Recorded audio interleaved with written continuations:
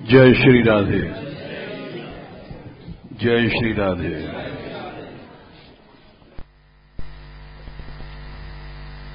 एक 2:11 इस श्लोक में तत्ववेताओं ने तत्व क्या है,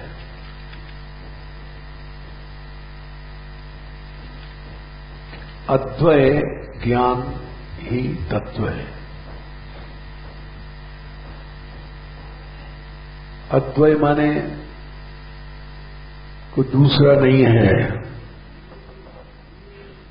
संपूर्ण ज्ञान उसी के पास है। उसके 3 नाम बताए, ब्रह्म, परमात्मा, भगवान। ब्रह्म क्या है, परमात्मा क्या है,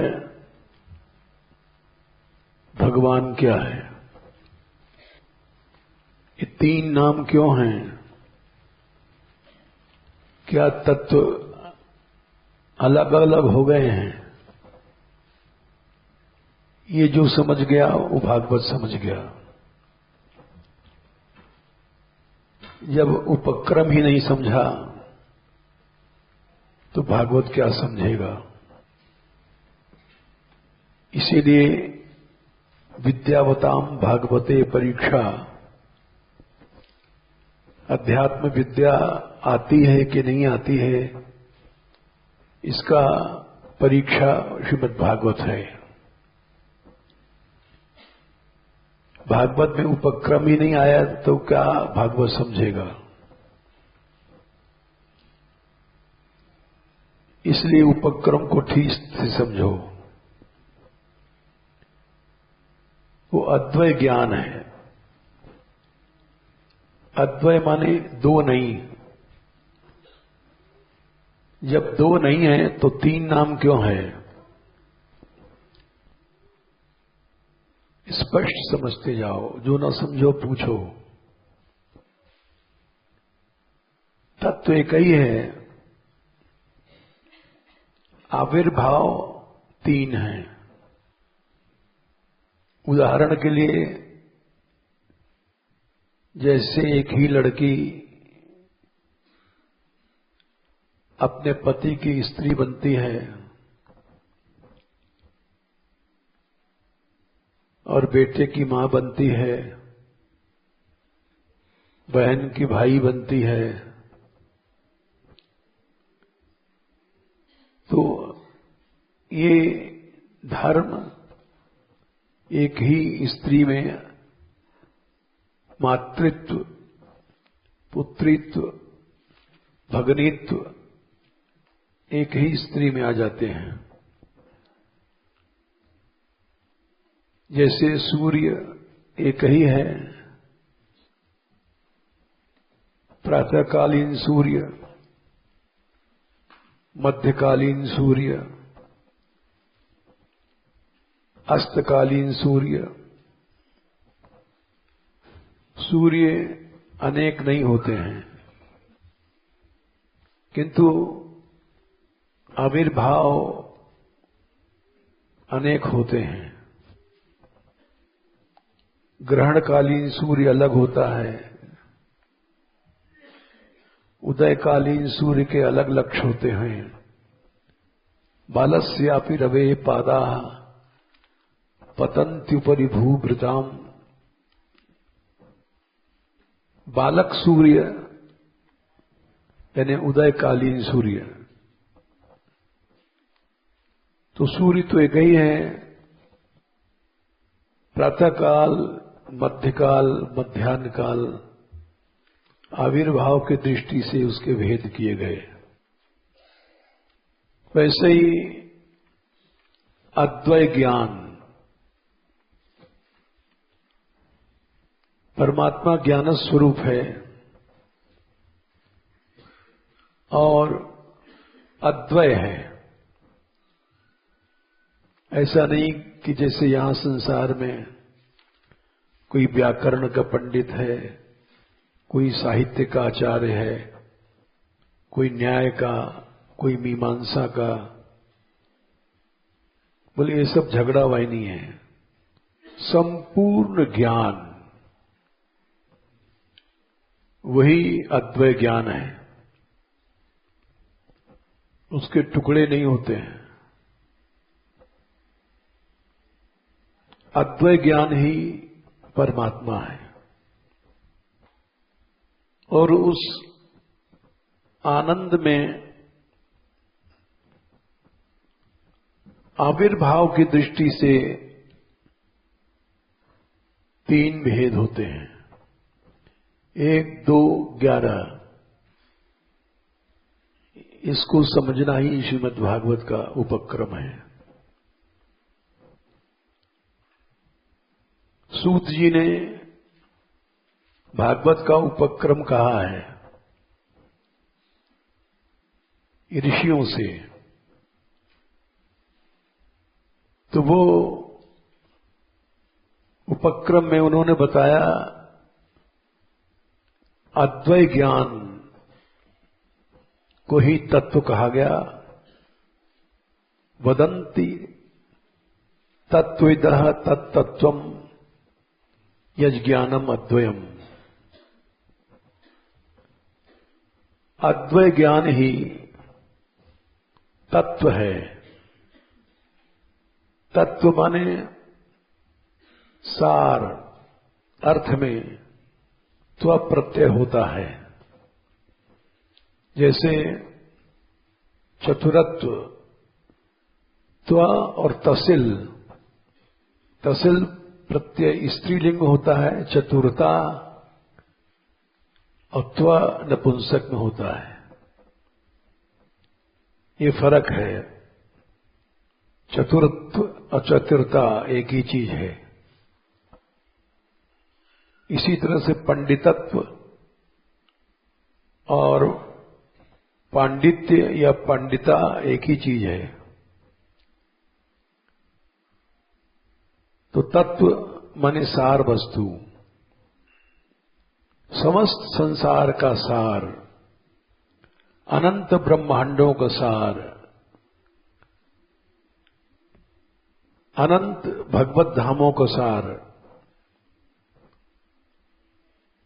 माइक सृष्टि का सार, अमाइक अलौकिक सृष्टि का सार, भगवत धामों का सार, माइक ब्रह्मांडों का सार, सबका एक ही है तत्व, वो अद्वय ज्ञान तत्व। उसके 3 नाम इसलिए रखे गए। पहला नाम ब्रह्म, दूसरा परमात्मा, तीसरा नाम भगवान। पहले तो यूं समझो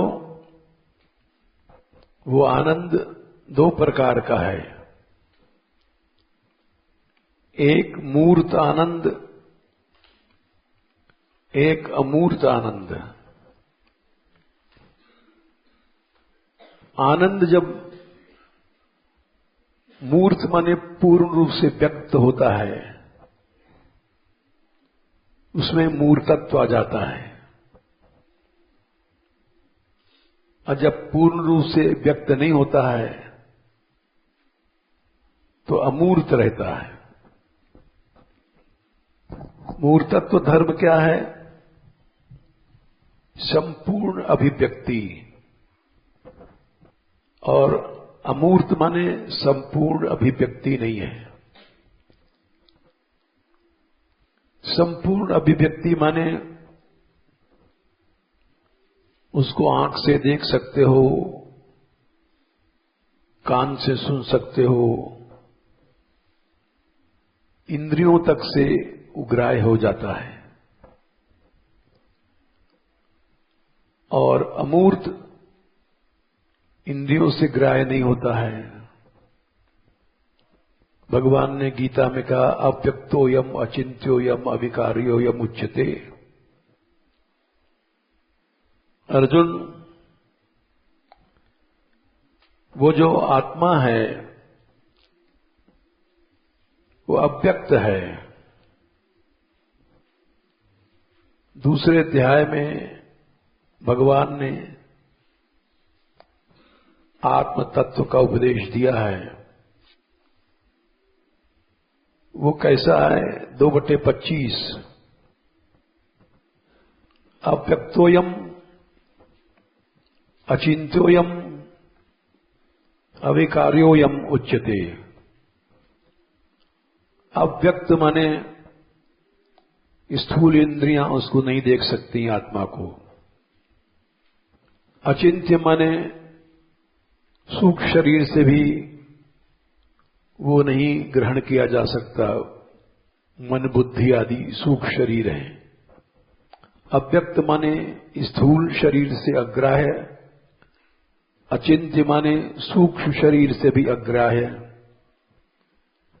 अविकार्य कारण शरीर से भी अग्राह्य है। तीनों शरीरों से जो पकड़ा नहीं जा सकता, स्थूल शरीर से पकड़ा नहीं जाएगा, अव्यक्त है। सूक्ष्म शरीर से भी मन बुद्धि से पकड़ा नहीं जाएगा, अचिंत्य है। कारण शरीर वासनात्मक जो होता है, संस्कारात्मक, उससे भी नहीं ग्रहण किया जा सकता, अविकार्य है। ऐसे सूक्ष्म शरीर को तस्माद एवं विदित्वैनम नानुशोचित मरहसी। इस आत्म तत्व को जानने के बाद मनुष्य को शोक नहीं होगा। वो उसी को समझाया भगवान ने 23वें 24वें में भी। नैनम छिन्दन्ति शस्त्राणि नैनम दहति पावकः 2/23। इसको शास्त्र काट नहीं सकते, इसको पावक आग जला नहीं सकती। न चैनम क्लेदयन्ति आपो, आप माने पानी इसको गीला नहीं कर सकता। न शोषयति मारुतः, हवा इसको सुखा नहीं सकती। ये सब स्थूल चीजें इसको छू ही नहीं सकती हैं। अच्छेद्यो यम अदाह्यो यम अक्लेद्यो अशोष्य एव च। इसी को 23वें में विस्तार से भगवान ने बताया। अच्छेद्यो यम मने नैनम छिन्दन शस्त्राणि, अदाह्यो यम मने नैनम दहति पावकः, अक्लेद्यो यम मने न चैनम क्लेदन्त्यापो, अशोष्य मने न शोष्यति मारुतः। ये चारों तत्व एक लाइन में शॉर्ट में कह दिया भगवान ने। अच्छेद्यो यम अदाह्यो यम अक्लेद्यो अशोष्य एव च। नित्यः, नित्य है। ऐसा नहीं कि जब हवा नहीं छू सकती तो है ही नहीं है, आग जला सकती है तो है ही नहीं है। नहीं है, लेकिन इसको न आग जला सकती है, न छू सकती है, न हवा सुखा सकती है, न छू सकती है, न पानी गीला कर सकता है, न छू सकता है। ऐसा है कि नहीं है, नित्य है, सर्वत्र है। स्थाणु माने कूटस्थ है, उसमें परिवर्तन नहीं होता। अचल है, उसको सृष्टि की कोई चीज चला नहीं सकती। सनातन माने भूत भविष्य तीनों काल में एक सा रहता है। अव्यक्तो यम अचिंत्यो यम अविकार्यो यम उच्यते। क्योंकि वो ईश्वर अंश जीव अविनाशी अविनाशी है, तो इसलिए आनंद कि दो भेद है, मूर्तानंद और अमूर्तानंद। मूर्तानंद माने वो इतना अभिव्यक्त हो गया है कि जैसे तुम मूर्ति को छू सकते हो, मूर्ति को देख सकते हो, वैसे ही उस मूर्त आनंद को देख सकते हो, छू सकते हो, इंद्रियों से अनुभव कर सकते हो। और अमूर्त माने तुम इंद्रियों से उसको देख नहीं सकते, छू नहीं सकते, वो अमूर्त आनंद है। तो प्रश्न हुआ, कुछ लोग जो नास्तिक हैं या आर्यसमाजी हैं या संसार है, चाहे वो क्रिश्चियन है चाहे मुस्लिम है, वो लोग मूर्त को क्षणिक मानते हैं। जो मूर्ति है, जो मूर्तत्व धर्म जिसमें आ गया, वो अविनाशी नहीं है, वो एक दिन नष्ट हो जाएगा। तो यहां पर मतभेद हो जाता है। जो भगवान को मानने वाले हैं वो कहते हैं कि अनंत विरुद्धि धर्म एक में हो जाना ही ब्रह्म का लक्षण है। बृंहत्वात् यदि ब्रह्म, ब्रह्म माने अनंत विरोधी धर्म एक जगह जहां इकट्ठे हो गए हो, उसको ब्रह्म कहते हैं। वो सूक्ष्म भी है, स्थूल भी है, वो क्या नहीं है, इसका प्रमाण दे रहे हैं हम तुमको। अणोरणीयान महतो महीयान, वो छोटा से छोटा है, बड़ा से बड़ा है। दोनों उल्टी बातें हैं। अणोरणीयान महतो महीयान, आत्मा से जंतुर नीतो गुहायाम। वो आत्मा जो सबसे छोटा अणु होता है, अणु से भी छोटा है। संसार में सबसे छोटा है अणु। अणु से छोटा कोई चीज नहीं है।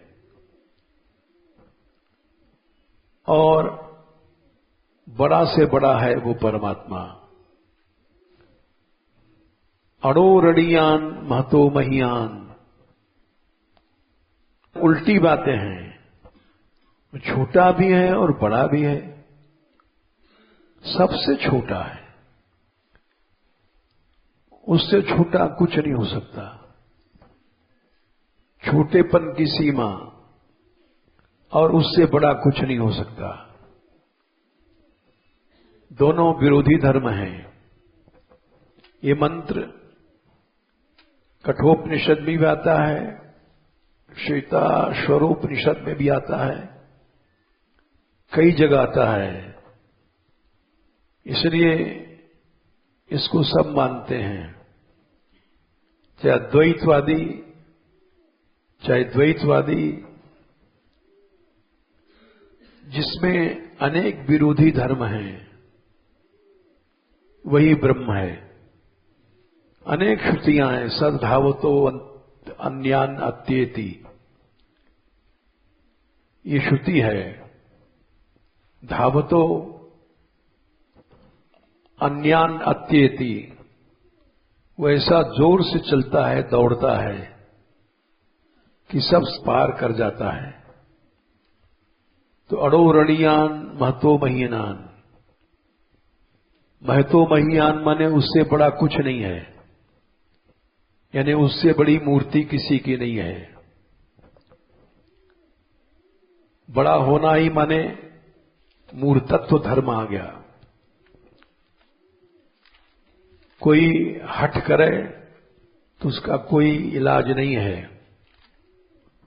लेकिन मूर्तत्व धर्म माने अभिव्यक्ति उसकी ऐसी हो गई कि उसको स्थूल इंद्रियां भी पकड़ सकती हैं, मूर्तत्व धर्म आ गया।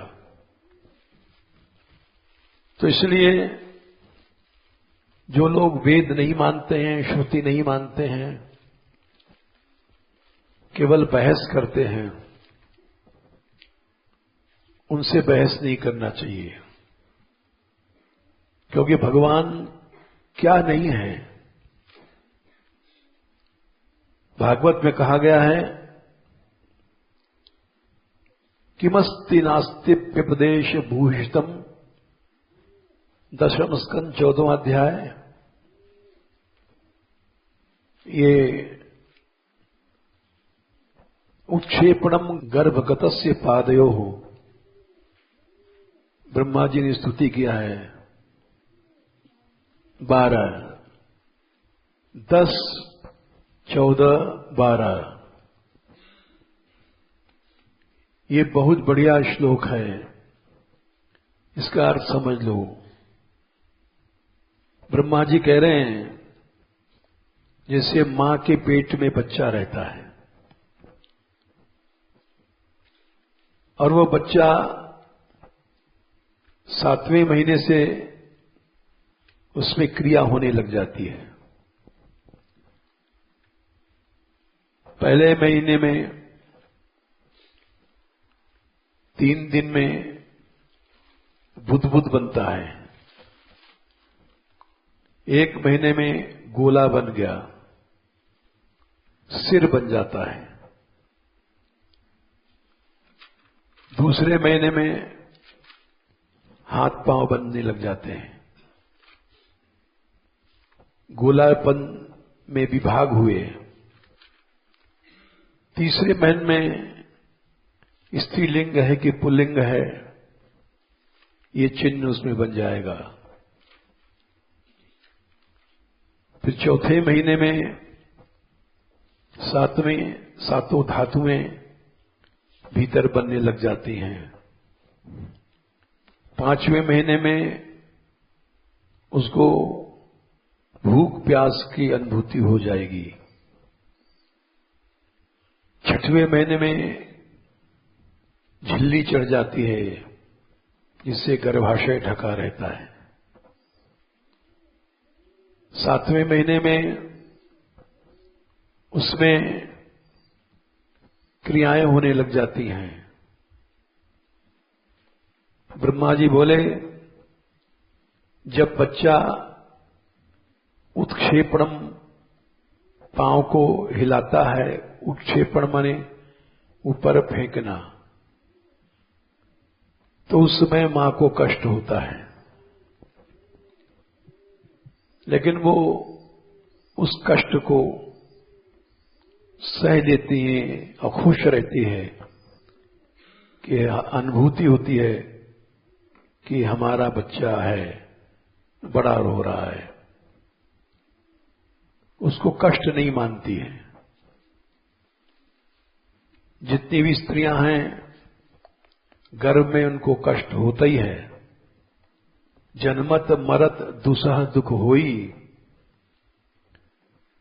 बहुत कष्ट होता है।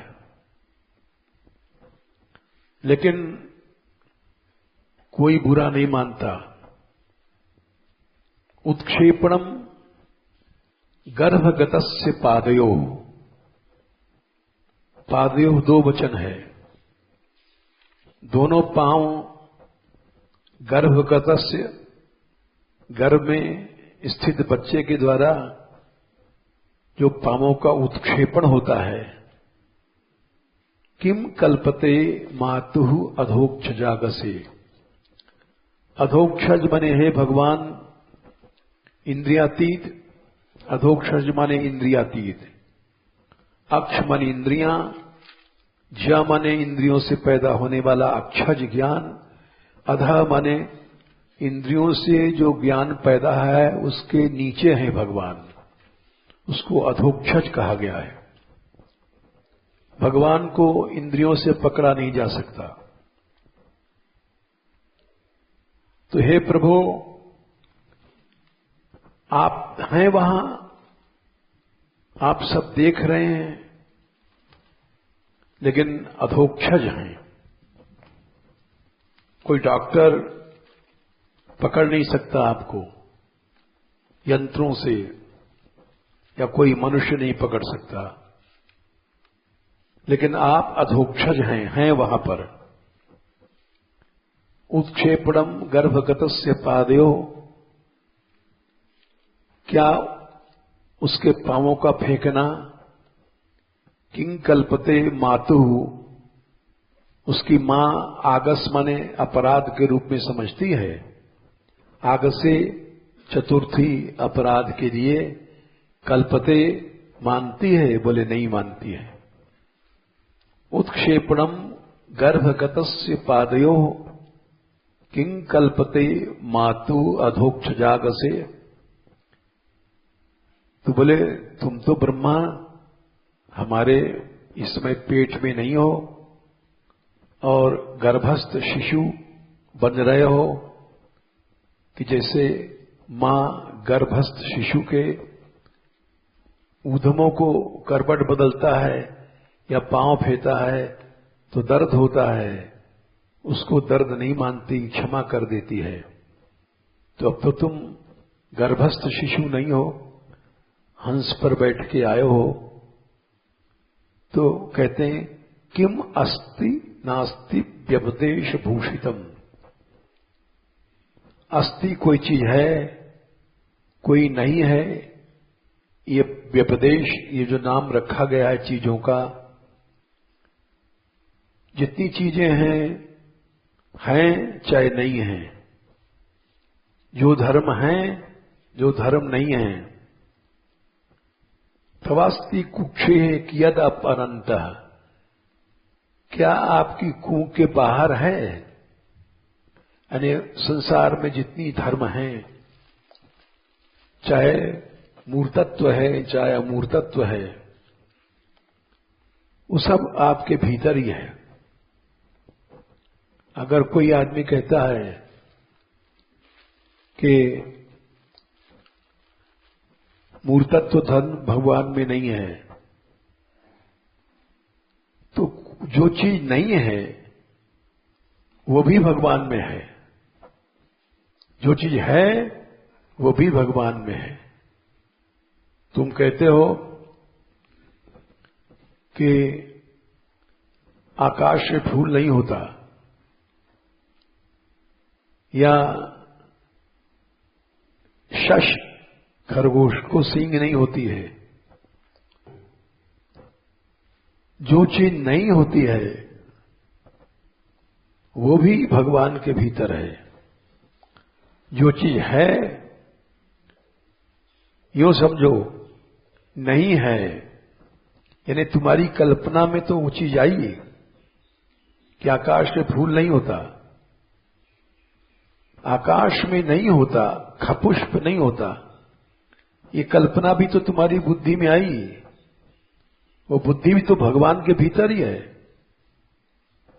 कौन चीज भगवान के भीतर नहीं है? जो मनुष्य सोच सकता है, जो मनुष्य सोच सकता है नहीं है, वो सब भगवान में है। जैसे हिरण्यकश्यपु ने सोचा कि संसार का कोई जीव मुझे नहीं मारे। संसार में जितनी योनियां हैं, पशु, जड़, चेतन, मनुष्य, तो उसने ऐसी कल्पना किया कि 12 महीने में मैं नहीं मरूं, सवेरे नहीं मरूं, संध्या नहीं मरूं, दोपहर नहीं मरूं, अस्त से। ये भूल गया था कि जो चीज तुम सोचते हो नहीं है वो भी भगवान में है। ये भूल गया। 12 महीने के अलावा 13वां महीने भगवान ने बना दिया। नर सिंह, न मनुष्य, न सिंह, न पशु, न पक्षी, 84 लाख योनियों से अलग बना दिया। तो क्यों? कि किमस्ति नास्ति व्यपदेश भूषितम। अस्ति नास्ति माने जो नहीं है, ये जो व्यपदेश नाम है वो सब कुछ तुम्हारे कुह के भीतर ही है। तवास्ति कुक्षे कियदपि अनंत, क्योंकि आप अनंत हैं। अनंत माने जिसका कोई अंत नहीं है। तो इसलिए जो मनुष्य कहते हैं भगवान के हाथ पांव नहीं होते हैं, यानी मूर्ति नहीं है, तो अमूर्तत्व धर्म भी भगवान में है और मूर्तत्व धर्म भी भगवान में है। नहीं होता तो तुम कैसे सोचते? तुम्हारी बुद्धि में जो शक्ति है सोचने की, वो सब भगवान की दी हुई है। तो इसलिए मूर्तत्व धर्म माने स्थूल उसकी अभिव्यक्ति इतनी भई कि इसको इंद्रियां, सूरदास जी के एक पद हैं कि अगर भगवान के हाथ पांव नहीं थे ब्रह्म के, तो उसने माखन कैसे खाया? यानी मूर्तत्व धर्म ब्रह्म में है, ये मानना पड़ेगा। जब तुम उसको अमूर्त मानते हो, हम उसको मूर्त मानते हैं। तुम कहते हो कि वो खाता नहीं पीता नहीं, हमने खिलाया पिलाया है, गोपियां परम आस्तिक हैं। या तो इसलिए मूर्तत्व धर्म आ गया उस अद्वैय ज्ञान में, तो भगवान बन गया। अमूर्तत्व धर्म है तो निराकार निर्गुण ब्रह्म बन गया। यानी उसमें न कोई आकार है, न कोई क्रिया है, न कोई गुण धर्म है। निराकार में कोई गुण नहीं होता है, कोई क्रिया नहीं होती है। कोई क्रिया होने माने उसमें गुण धर्म आ गया। तो सगुण साकार में आकार भी है, क्रियाएं भी हैं, उसको भगवान कहते हैं। समझते जाओ, सगुण साकार। साकार है, क्रिया कर रहा है, क्रिया करना एक गुण है। निराकार है, निर्गुण है, निरी है, वो ब्रह्म है, वो केवल सत्ता मात्र है। चैतन्य महाप्रभु जी ने बताया है, तहौर अंगेर शुद्ध किरण मंडल, उपनिषद कहे तारे ब्रह्म सुनिर्मल। जैसे सूर्य है, उसका प्रकाश निराकार है, लेकिन निर्गुण नहीं है, क्रिया कर रहा है, प्रकाश दे रहा है। और सूर्य देवता सामने आ गए, आकार है। उस ब्रह्म से, उसके अंगों से जो कांति निकल रही है वही ब्रह्म है। तहौर अंगेर शुद्ध किरण मंडल, उपनिषद कहे तारे ब्रह्म सुनिर्मल। इन दोनों की बीच की स्थिति है, यानी भगवान और ब्रह्म। भगवान तो पूर्ण अभिव्यक्त हो गया, उससे बात कर सकते हो, चीत कर सकते हो, छू सकते हो, संपूर्ण अभिव्यक्ति हो गई, वो भगवान है। और संपूर्ण अभिव्यक्ति नहीं है, वो ब्रह्म है। और कुछ अभिव्यक्ति हुई, कुछ नहीं हुई। बीच की अभिव्यक्ति ये परमात्मा है। भगवान और ब्रह्म के बीच की स्थिति है, इधर बैठो, इधर आ जाओ, परमात्मा। इस भेद को अच्छी तरह समझ लो, क्योंकि ये बार बार समझाना पड़ेगा। भगवान क्या है? भगवान है उस ज्ञान का नाम जिसमें मूर्त धर्म नहीं है, मूर्तत्व धर्म नहीं है। ब्रह्म क्या है? भगवान में मूर्तत्व धर्म है और ब्रह्म में नहीं है। अमूर्त आनंद को ब्रह्म कहते हैं, अमूर्त आनंद को भगवान कहते हैं। और बीच की जो स्थिति है वो परमात्मा है।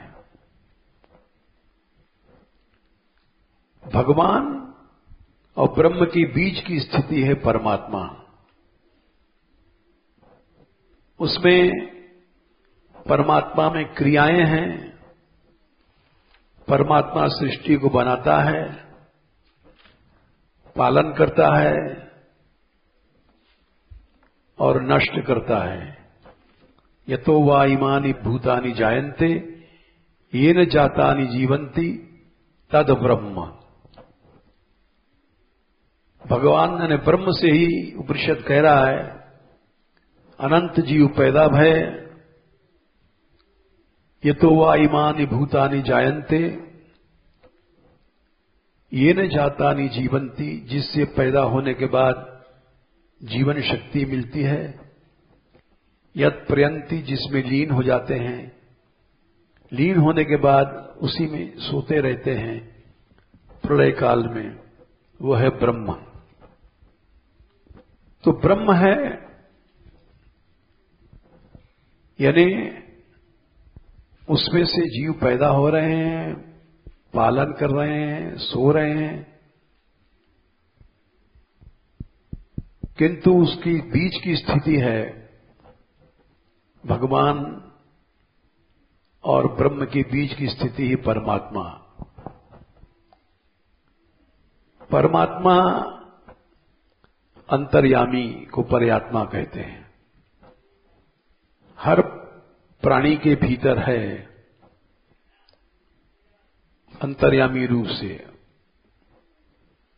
दासुपर्णा सयुजा सखायौ समामनम वृक्षम परिशस्व जाते। अंतर्यामी रूप से यहां बैठा हुआ है, लेकिन अंतर्यामी बैठा हुआ है निराकार रूप से। उसके हाथ पांव कुछ नहीं है, यहां केवल भीतर बैठा हुआ है सत्ता रूप से। अणोरणीयान महतो महीयान आत्मा से जंतुर निहितो गुहायाम तमक्रतु पश्यति वीत शोको धातु प्रसादान महिमानमीशम। मनुष्य अक्रतु हो जाएगा तब उसको देखेगा, अनुभव करेगा। अक्रतु मने संकल्प रहित, क्रतु मने संकल्प। कब संकल्प रहित होगा? धातु प्रसादान, भगवान की कृपा से होगा। बिना कृपा के तो सभी भगवान से मिल जाएंगे। हम अक्रतु कब होंगे? धातु प्रसादान। वेदों में लिखा है भगवान की कृपा से ही धातु प्रसादान। ये मंत्र श्वेताश्वर उपनिषद में भी आता है। केवल एक फर्क है, अक्रतु में प्रथमा है, कठोपनिषद में देखने वाला। देखने वाला जीव जब संकल्प रहित होगा तभी भगवान को पा सकता है। हम मन में लड्डू सोच रहे हैं मिल जाए तो भगवान नहीं मिलेगा। और भगवान को भी अक्रतुम द्वितीया लगा करके इसी मंत्र को श्वेताश्वरोपनिषद में कहा है, तम अक्रतुम पश्यति बीत शोको। यानी परमात्मा भी संकल्प रहित है, अक्रतु होने के बाद अक्रतु को देखेगा। इसी को श्रीमद् भागवत में प्रहलाद जी ने कहा है, 7वां स्कंध 10:9, विमुंचति यदा कामान मानवो मनसे स्थितान। नरसिंह भगवान खड़े होकर के कह रहे वरदान मांग ले, अनंत काल के लिए राज्य ले ले, पिता की गद्दी। बोले नहीं। जिस समय मनुष्य अपनी कामनाओं को छोड़ देता है जो मन में है, हे पुंडरीकाक्ष, उसी समय वो भगवान बन जाता है।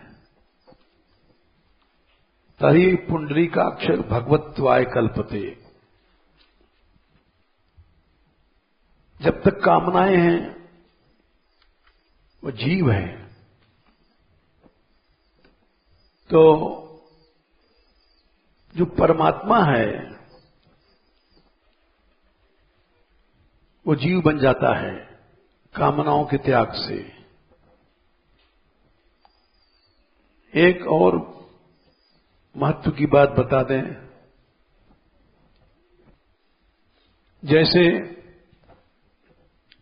कल बताया था हमने,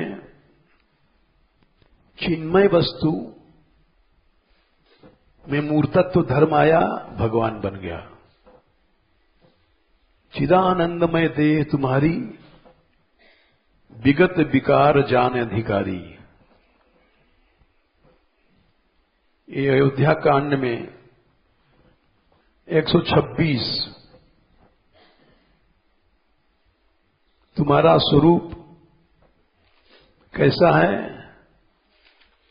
इसी के नीचे चिदानंदमय देह तुम्हारी। चिन्मय वस्तु जब शरीर धारण करती है, कल भागवत से भी बताया था, 14वें अध्याय में 10 स्कंद 14 और दूसरा श्लोक है, अस्यापि देव वपुषो मदनुग्रहस्य स्वेच्छामयस्य न तो भूतमयस्य कोपी। भगवान का शरीर पांचभूत भौतिक नहीं है, पंचभूतों में जो मूर्तत्व धर्म आता है वो नष्ट हो जाता है। जो लोग आर्य समाजी हैं या बहुत से संसार में मुस्लिम ईसाई, ये लोग कहते हैं कि भगवान के हाथ पांव नहीं हैं, तो वो माया राज्य में नियम लागू होता है। पांच भौतिक शरीर में कभी भी कोई अमर नहीं रह सकता। अस्यापि देव पुरुषो मदनहुग्रहस्य स्वेच्छामयस्य न तु भूतमयस्य कोपी। लेकिन वही जब चिद वस्तु उसमें मूर्तत्व धर्म आता है तो वो अविनाशी होती है। चिदानंदमय देह तुम्हारी, यानी पुंजीभूतम प्रेम गोपांगना नाम मूर्तिभूतम भागधेयम विधूनाम। और पश्यामी भूतम ब्रह्म में संतताम, यानी हमारा जो भगवान है वो माइक पंच तत्वों का बना हुआ नहीं है। चिद वस्तु में मूर्तत्व धर्म आ गया, इसलिए अविनाशी है। चिद वस्तु कभी नष्ट नहीं होती, वो मूर्तत्व धर्म उसमें आ गया। अगुण अलेप अमान एक रस, राम सगुण भय भगत प्रेम वश। भगवान अपने भक्तों के लिए चिद वस्तु होकर के भी मूर्तत्व रूप धारण करके आता है। एक और बात है, मनुष्य भोग नहीं छोड़ सकता। क्यों?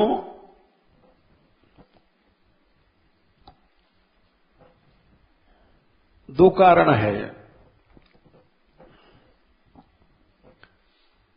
एक तो भगवान की कृपा नहीं है, दूसरा कारण स्त्री भोग या स्त्री पुरुष को नहीं छोड़ सकती। क्यों?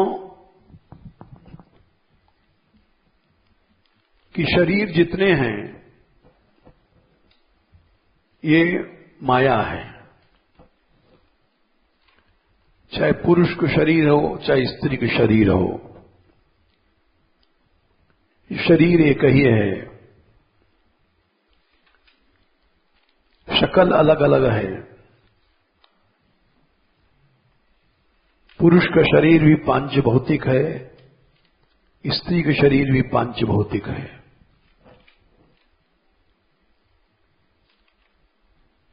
पुरुष माने पूषु शेते इति पुरुषः, ये सब नगर हैं। इन नगर में रहने वाला जीव पुरुष बोला जाता है। उत्तरकांड में दोहा 115 में पुरुष त्याग सक नारी जो, विरक्त मत धीर। पुरुष माने जीव, स्त्री शरीर को छोड़ सकता है जो विरक्त है। स्त्री शरीर में भी रहने वाला जीव पुरुष है, पुरुष शरीर में भी रहने वाला जीव पुरुष है। स्त्री पति को नहीं छोड़ सकती, पति स्त्री को नहीं छोड़ सकता। क्यों? ये शरीर स्त्री है। इस शरीर से जो उसका राग है, पुरुष त्याग सक नारी जो, विरक्त मति धीर। न तो कामी विषयावस विमुख जो पद रघुवीर। जब तक काम है, विषय सताएंगे।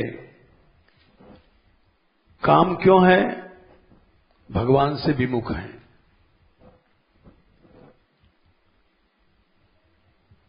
माया जीव को सताती है, दबाती है, नचाती है। क्यों? भगवान से विमुख है। इस दोष के कारण माया सताती है। नहीं तो बिना घाव के मक्खी नहीं बैठती है। माया छू नहीं सकती। भगवान का स्मरण करने से माया दूर चली जाती है। सुखदेव जी ने 2/4 में कहा है, यद कीर्तनम यद स्मरणम यदर्हणम यद बंधनम यद श्रवणम। भगवान का स्मरण करो, कीर्तन करो। लोकस्य सद्यो विघ्नोति किल्बिषम, माया खत्म हो जाएगी। कीर्तन करने वाले भी देखा गया है माया में फंस जाते हैं। क्यों? स्मरण करने बैठे हैं, ध्यान लगा रहे हैं, स्त्री चिंतन हो रहा है। क्यों? क्या शास्त्र में गलत लिखा है? यद कीर्तनम यद स्मरणम यद दीक्षणम यद वंदनम यद श्रवणम यदर्हणम लोकस्य सद्यो विधनोति किल्मिषम। अनंत काल की माया चली जाएगी। तो यहां तो कह रहे हैं कामी है, विषयों के अधीन है। क्यों है? भगवान से विमुख हो गया है। नहीं तो माया छू नहीं सकती है।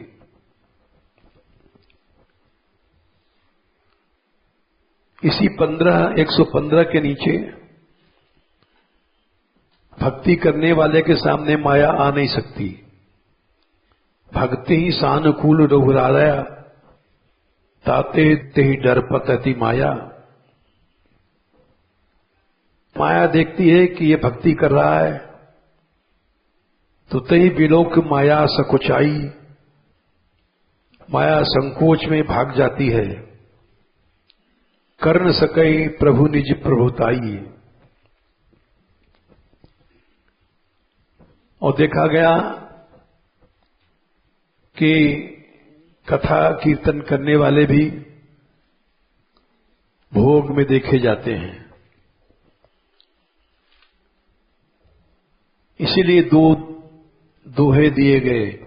सो मुनि ज्ञान निधान मृग नयनी विध मुख निरखी। ज्ञान का निधान कोई बड़ा ऋषि है। बड़े बड़े ऋषि अप्सराओं को देख करके मोहित हो गए। विश्वामित्र मेनका को देख करके मोहित हुए और भोग किया तो उसे शकुंतला पैदा भई। तो सौ मुनि ज्ञान निधान मृग नैनी विध मुख निरख।